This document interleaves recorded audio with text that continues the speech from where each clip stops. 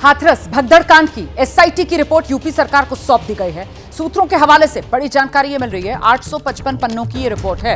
132 गवाहों के बयान दर्ज किए गए हैं इस रिपोर्ट में। बड़ी बात यह भी कि मंजूरी से ज्यादा भीड़ जुटाने की वजह से इतनी बड़ी घटना हो गई। मंजूरी देने के बाद अफसरों ने मौके का मुआयना नहीं किया। ये वो तमाम बातें हैं जिनका जिक्र इस रिपोर्ट में किया गया है। सूत्रों के हवाले से ये बड़ी खबर सामने आ रही है। हम सीधे आपको लेकर चलते हैं। हमारे साथ हमारे सहयोगी संजय त्रिपाठी इस वक्त मौजूद हैं।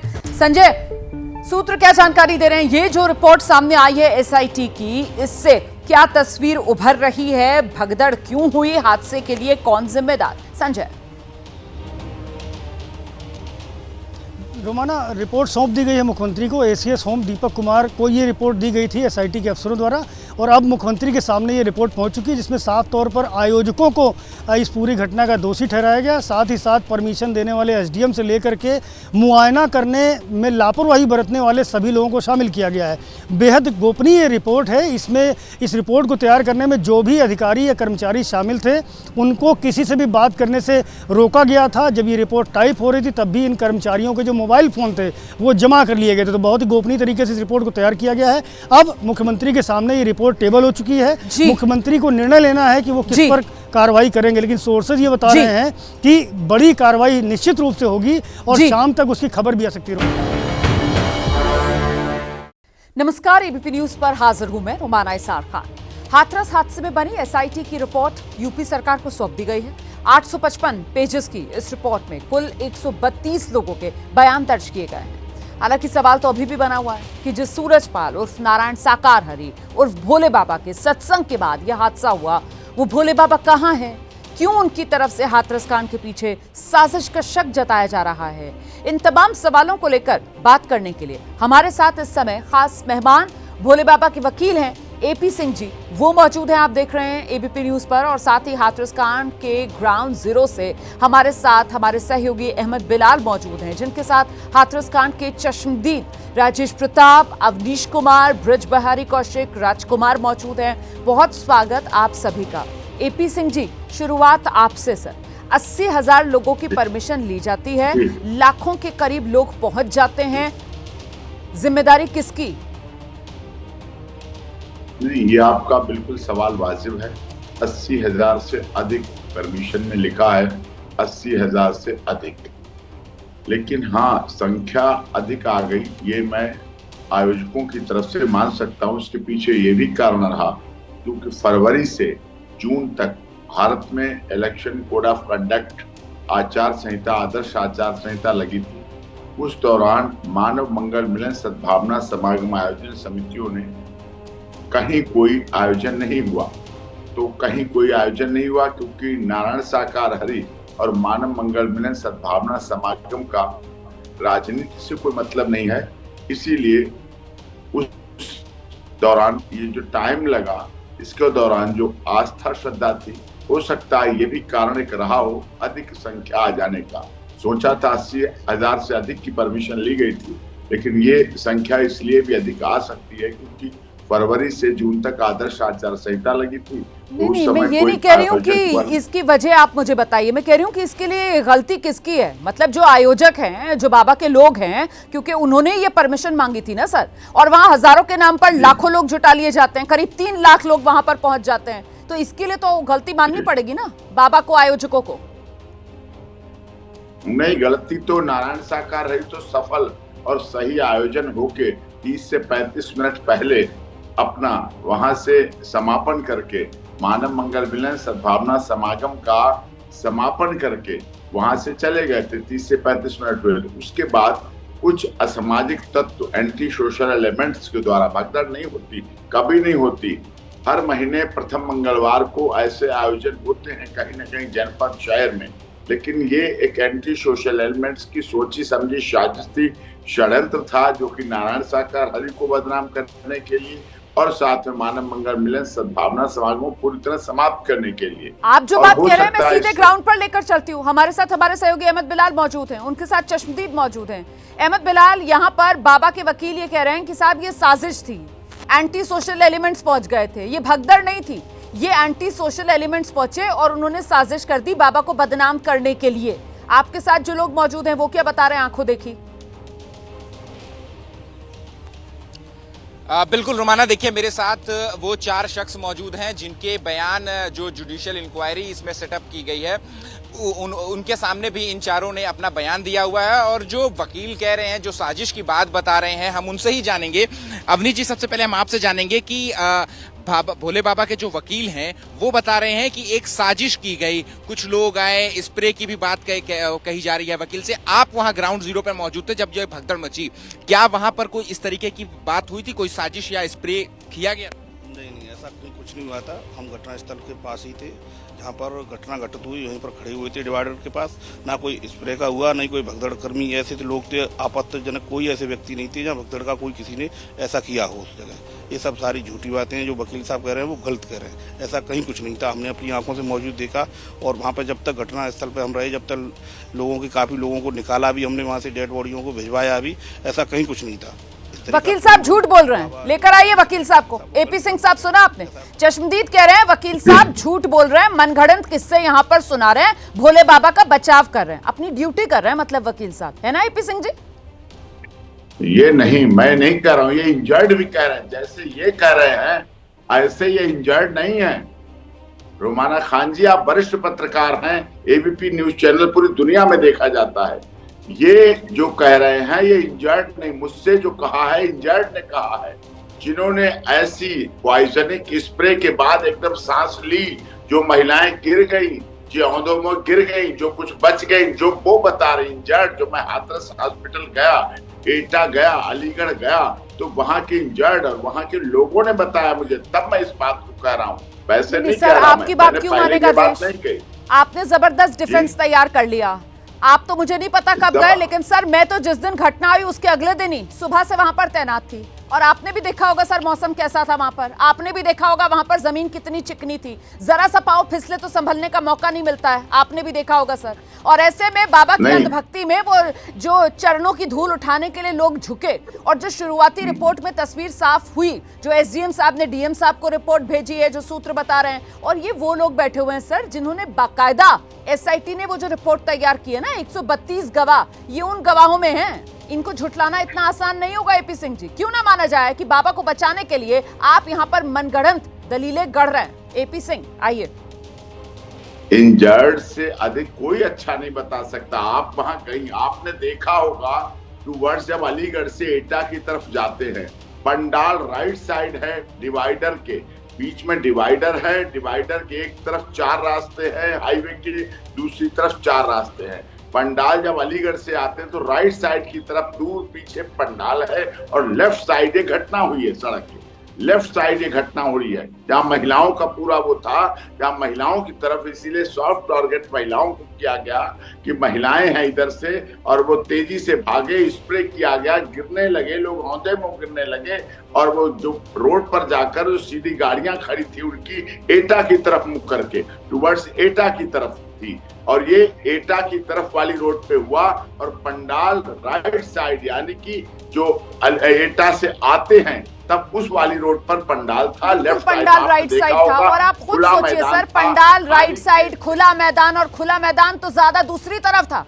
जहां पर घटना घटी। वहां पर तो कोई तंबू भी नहीं गड़े हुए थे, वहां पर तो कोई टेंट नहीं लगा हुआ था, और इसी वजह से तो घटना वहां पर इसलिए हुई क्योंकि मैंने तो पहले ही कहा सर, पीछे पीछे बाबा निकले, उनके पीछे भक्तों की भीड़ निकली, वो चरणों की धूल उठाने के लिए, और वो दूसरी तरफ ही, याद है ना आपको, अगले दिन वहीं पर फोरेंसिक टीम जो है वो टूटे हुए मोबाइल, बैग, टोपी, चश्मे इकट्ठा कर रही थी, जो भगदड़ के दौरान वहां पर गिरे थे, जिन्हें छिपाने का काम आयोजकों की तरफ से किया गया था। मुझे मत बताइए सर, मैं गई थी लोकेशन पर। आयोजक क्यों करेंगे? आयोजक कौन थे? ये आरोप लगे ना, थे कौन? आपके सेवादार, आपके सेवादार जो वहाँ इंतजाम में लगे हुए थे। सेवादारों की बहनें थी, सेवादारों की माताएं थी, सेवादारों की बेटियां थी, सेवादारों के बच्चे थे। था तो वो पारिवारिक ही एक बड़े बृहद रूप में आयोजन, सब थे तो सत्संग के, आने वाले थे तो सत्संगी भाई, जो सत्संग के थे, अपने थे, उनके थे, उन्होंने तो बुलाया, उन्होंने ये आयोजन किया, उन्होंने व्यवस्थाएं की, उन्होंने सारा अरेंजमेंट किया। आने वाले भी उनके थे, मरने वाले भी उनके थे, जेल जाने वाले भी कोई है, बाहर का इसमें कोई नहीं है। मधुकर अगर जेल भेजा है और लोगों को भेजा है, सरेंडर किया, इसीलिए हमने उसे सरेंडर किया इसीलिए हमने कहा कि हम कहीं एप्लीकेशन नहीं लगाएंगे, ना सरेंडर की, ना एंटीसिपेटरी की बेल की, ना 482 की, ना ऑनरेबल हाई कोर्ट, ना ऑनरेबल सुप्रीम कोर्ट, क्योंकि आयोजक तो वही हैं, वही आयोजक हैं, वही बुलाने वाले, वही दरी बिछाने वाले, वही कालीन बिछाने वाले, वही मंच की व्यवस्था करने वाले, वही लाइट की व्यवस्था करने वाले, वही जल की व्यवस्था करने वाले, वही पार्किंग की व्यवस्था करने। बाहरी लोग कुछ भी कर सकते हैं, लेकिन जो घटना हुई है वो उन्हीं के साथ हुई, उन्हीं के द्वारा आरोप लगा गया। एपी सिंह साहब, आपने शानदार तरीके से यहाँ पर दलीलें रख दी सर, लेकिन आपको पता है इससे पलटकर आपसे क्या पूछा जाएगा कि ऐसा भी दुनिया में पहली बार ही देखने के लिए मिल रहा था कि वही अपने लोग मर गए, वही अपने परिवार के लोग मर गए, वही अपने जो हैं वो दुनिया से चले गए, अपनों का सबसे ज्यादा जाने का गम हम ही को है, और ये हम ही सामने नहीं आते हैं। ये बाबा जो हैं अपनों के जाने के बाद, अपने परिवार के लोगों के जाने के बाद सामने नहीं आ पाए, है ना। और वो जिन मधुकर की आप बात कर रहे हैं उनको लेकर भी सर हमने इतनी डिबेट कर ली, हमने इतनी चर्चाएं कर ली, पुलिस की तरफ से 1 लाख रुपए का इनाम उन पर रख दिया गया, उसके बाद वो सामने आ रहे हैं सर। मतलब ये तो बेशर्मी की हद कहा जाए सर इसको, या संवेदनहीनता की हद कहा जाए कि आप कह रहे हैं आपके अपने मर गए, आप कह रहे हैं आपके अपने परिवार के लोग मर गए, और तब भी सर आप सामने नहीं आ पाए, आप उनके दुख में खड़े नहीं हुए, नजर नहीं आया आप कहीं पर भी, क्यों? ये तो पूछा जाएगा ना बाबा से। नारायण साकार हरि का तुरंत जैसे मैं एंगेज हुआ, जैसे उन्होंने, देखिए ये दुख था, 121 लोगों की मौत हुई, पहली हमारी प्राथमिकता क्या थी? कोई भी दवा के बिना, मतलब जो इंजर्ड हैं वो अधिक से अधिक सही हो जाएं, जिससे लाशों की संख्या ना बढ़े। दूसरी हमारी प्राथमिकता थी इंजर्ड को बेटर ट्रीटमेंट मिले। हमारे सेवादार लगातार एक एक व्यक्ति ने 3 यूनिट एक दिन में ब्लड दिया है। चश्मदीद से पूछिए अहमद बिलाल की घटना हुई तो ये सेवादार वहां पर जान बचाने के लिए लोगों के तत्पर नजर आ रहे थे? जिस तरीके का दावा यहाँ पर एपी सिंह साहब की तरफ से किया जा रहा है, ये सब फरार हो गए, सब अपनी जान बचाने की फिराक में थे। बिल्कुल, देखिए मेरे साथ चश्मदीद है। राजेश जी, आप उस जगह पर मौजूद थे जैसा कि आपने बताया, तो फिर जैसा कि भोले बाबा के जो वकील हैं वो बहुत दावा कर रहे हैं कि जो सेवादार थे वो बहुत मदद कर रहे थे लोगों को, वहां पर तत्पर थे लोगों की मदद के लिए, भीड़ को हटाने की कोशिश कर रहे थे, तितर बितर करने की कोशिश कर रहे थे। आप वहां पर थे, कितनी सच्चाई है इस भोले बाबा के वकील? घटनास्थल से मैं 70-80 मीटर पीछे था, परंतु ये था वहाँ पर जितने भोले बाबा के जो वो थे सेवादार, वो सब एक एक करके निकल रहे। जब घटना हुई तो एक एक करके निकल लिए थे वहाँ से। कोई भी वहां पर मौजूद नहीं था? घायलों को सही करने के लोकल पुलिस प्रशासन और लोकल का व्यक्ति लगा। लोकल सेवादार क्या कर रहे थे? वो निकल गए थे। कोई मदद नहीं करी कोई घायलों? अब जितनी थोड़ी बहुत की होगी तो उन्होंने की होगी, जो मतलब हमने तो 70-80 मीटर दूर से जो हमारे साथ हमारे गांव के जो लोग आए उन्होंने बताया भैया ऐसा बात है, भाग चलो यहाँ से। ठीक है, और भी लोग हैं। आप कहां पर मौजूद थे और आपने क्या देखा? सेवादार क्या कर रहे थे जब ये घटना घट रही थी? उस वक्त सेवादार का क्या रोल? सेवादार जो है वहाँ पर 1-2 करके निकल रहे थे। हम जो है 70-75 मीटर की दूरी पर थे, तो वहाँ पे देखा कि ऐसी भगदड़ मची हुई है कि एक दूसरे के ऊपर गिरते हुए जा रहे हैं और भागते हुए निकलते जा रहे हैं। और सेवादार क्या कर रहे थे? सेवादार तो वहाँ पे बहुत ही कम थे, और वो भी कम थे तो वो भी मतलब अपने दाएं बाएं निकलने की प्रयास कर रहे थे। ये सच्चाई तो सुन ठीक रहे है हैं रुमाना, एपी सिंह साहब, ये सच्चाई आप सुन रहे हैं? ऐसा होता है परिवार पर जब मुसीबत का पहाड़ टूटता है तो परिवार के सदस्य ऐसा करते हैं जैसे सेवादार कर रहे थे, कन्नी काट कर निकल रहे। कर ही नहीं सकते, यही तो बात है। अपने ये करते हैं, यही तो बात है सर, यही कर रहे थे। कोई अपनी बहन को छोड़ के चला जाएगा? चलेगा ना सर, बहन परिवार संग मिलने जुलने भोले वाले बाबा लौट कर नहीं आए सर, भोले बाबा लौट कर नहीं आए। वो कॉल जो रिकॉर्ड डिटेल्स हैं वो ये बता रही हैं कि भोले बाबा से लगातार संपर्क में थे घटनास्थल से फोन नंबर्स, और उनको जानकारी दी जा रही थी कि ऐसे ऐसे हादसा हो गया है आपके पीछे। पलटकर आ जाते सर अपनों के दुख में मदद करने के लिए, आए तो नहीं भोले बाबा, यू टर्न लेकर आ जाते सर। वहां तो जीटी रोड पर आगे बहुत यू टर्न मिलते हैं, आपको भी पता होगा। एक यू टर्न लेने की देरी थी ना, आ जाते वापस। सीसीटीवी में नजर आ रहे हैं सर किस तरीके से गाड़ियां दौड़ाते हुए फराते से मौके से एक तरीके से फरारी हो रहे थे, अपनी जान बचा रहे थे, बाबा भी और बाबा के सेवादार भी। नारायण साकार हरि के पास ना तो कोई मोबाइल है, ना कोई व्हाट्सएप, ना कोई फेसबुक, ना पेज, ना लिंक्डइन, ना ट्विटर, ना इंस्टाग्राम, ना यूट्यूब। आप सोचिए ना किस तरह का सुचिता का जीवन था। और उन्हें जैसे ही पता चला उन्होंने अपनी संवेदनाएं व्यक्त की। आपको हैंड रिटन लेटर साइंड है, उसके बाद आपके पास कितने दिन बाद आया ये हैंड रिटन लेटर, मुझे ये बताइए ना, कितने दिन बाद आया? घटना के कितने दिन बाद आया बताइए, देश को ये भी पता चले ना।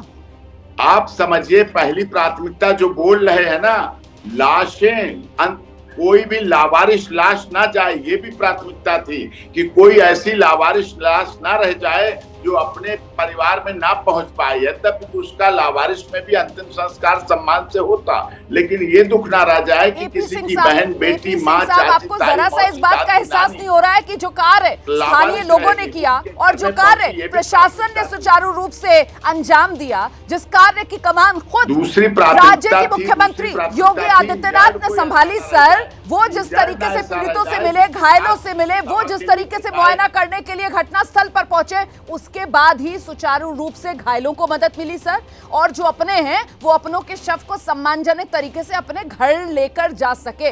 मैं एक बार फिर से लेकर चलती हूँ दर्शकों को ग्राउंड पर। बिलाल, आपके आसपास जो चश्मदीद मौजूद है, जरा उनसे पूछिए, ये जो यहाँ पर बाबा के बचाव में दलीलें दी जा रही हैं कि साहब साजिश रच दी, कोई तो जहरीला स्प्रे था, उसकी वजह से हादसा हो गया, इनका क्या कहना है?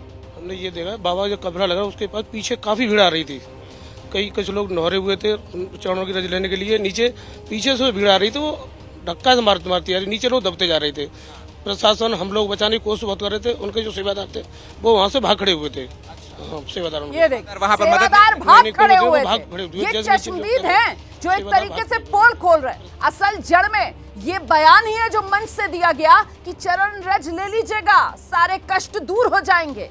ये कभी किसी तरह का बयान नहीं। वहां जो पंडाल से पीछे निकल कर आए वो बैरिकेडेड था, जो रास्ता था रोड पर आ गए, जो गाड़ी से निकल रहे हैं, जो मंच पर जाके सैंडल या जूते पहने हुए हैं, कालीन बिछी हुई है, वहां से गाड़ी से बैठ के निकल गए। किस तरह की चरण रज, किस तरह गाड़ी जा रही है, हाईवे पे रोड है, मंच से ऐलान क्यों किया गया? ये झूठ बोल रहे हैं क्या? ये झूठ बोल रहे हैं यहाँ पर बैठकर जो बोल रहे हैं? बहुत शुक्रिया AP Singh ji, ABP news पर हमारे साथ आने के लिए।